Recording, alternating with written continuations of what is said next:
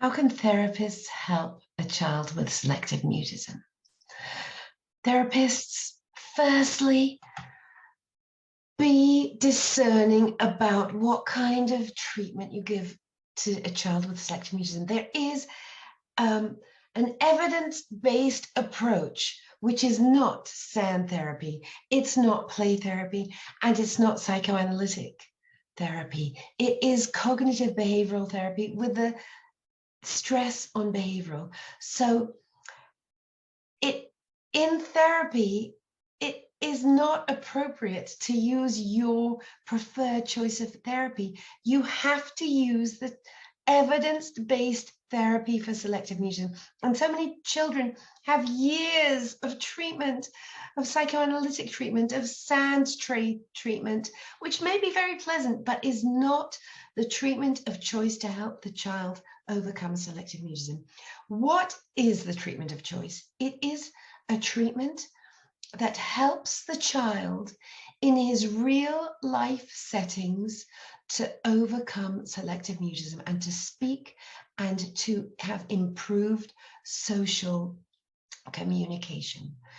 And that is so important. So whether you are sitting in a clinic or whether you're actually going to the child's home and school, make sure that that change is filtering over to his real life settings. And that's why my preferred treatment is a therapist who goes to the home in their child's comfort zone, joins the family in the home, sliding in with a family, first being a fly on the wall, having coffee with the parent while the child is talking to the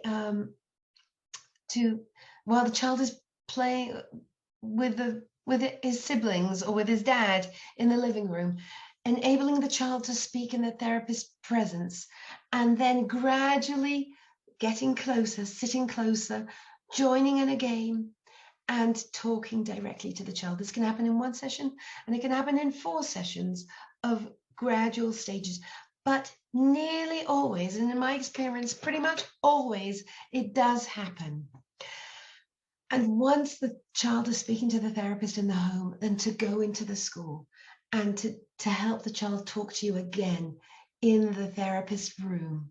And once he's talking to you in the therapist room, again, using exposure strategies, using recordings, using games that require speech, step by step by step. Perhaps inviting mum in, perhaps inviting dad in to help it really be the comfort zone in the therapy room in school.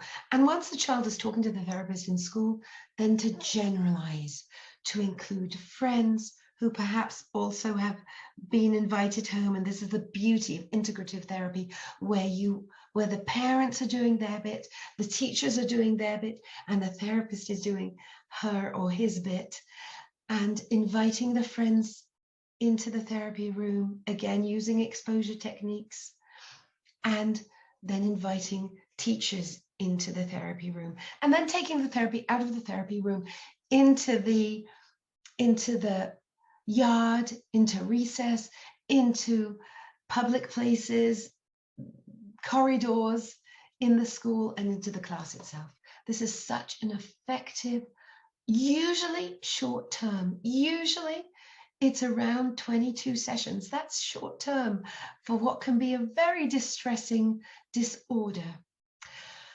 And one of the premises of cognitive behavioral therapy is that every session you want some movement, you want some change. And this is a heavy burden of planning, of assessment for a therapist, but it is the child's life we're talking about. So this is what we have to do as therapists. Often it's not possible for the therapist to go into the school, and it only happens in the clinic.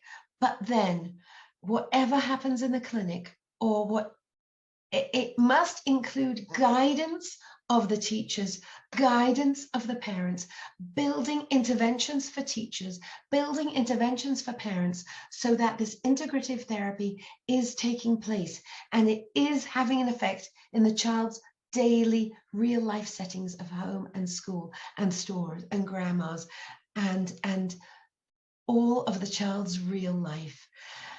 If the therapist is actually going into the school or is a school psychologist, which is fantastic because they are there, then make sure that you are also guiding the parents, building an intervention plan for the parents and the teachers, so that they are also doing their bit of exposure, of perhaps listening to recordings every day, of joining in the therapy sessions, so that true momentum for change occurs.